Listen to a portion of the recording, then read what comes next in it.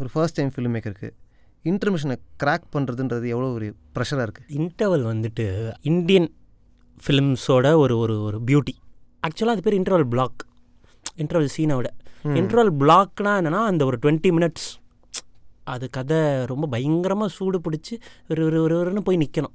So அது வந்துட்டு interval சீனாக மாறி இப்போ இன்டர்வல் ஷார்ட்டாலாம் சில படத்தில் மாறும்போது எனக்கு பர்சனலாக என்ன தோணுன்னா ரொம்ப ஏன் அதோட இது குறைஞ்சிட்டே வருது, ஏன் அதோடைய ஸ்கோப்பை நம்மளே குறைக்கிறோம். ஏன்னா இன்டர்வல்ன்றது என்னென்னா இப்போது ஏதோ ஒரு ரெஃபரன்ஸ் எடுத்து கற்றுறதோ இல்லை ஏதோ ஒரு ஷார்ட்டு கற்றுறதோ இல்லை, அது வந்துட்டு பில்டுன்னு பண்ணி ஒரு மொமெண்ட்டில் வந்து நிறுத்துறது. கரெக்ட். ஸோ அந்த இன்டர்வல் பிளாக் அதை வந்துட்டு முடிவு பண்ணுது பேப்பரில். என்னென்னா இது இன்டர்வல் பிளாக், இது சீனும் இல்லை இன்டர்வல் ஷார்ட்டும் இல்லை. ஸோ அந்த ஒரு 20 minutesலேருந்து ப்ளே ஆரம்பிச்சிடணும் ரொம்ப க்ளீனாக. ப்ளஸ் இன்டர்வல்ன்றது வந்துட்டு ஹீரோ ஒரு விஷயத்தில் மாட்டிக்கிட்டான் அப்படிங்கிறது சில இடங்களில் இன்டர்வலாக வரும்ல.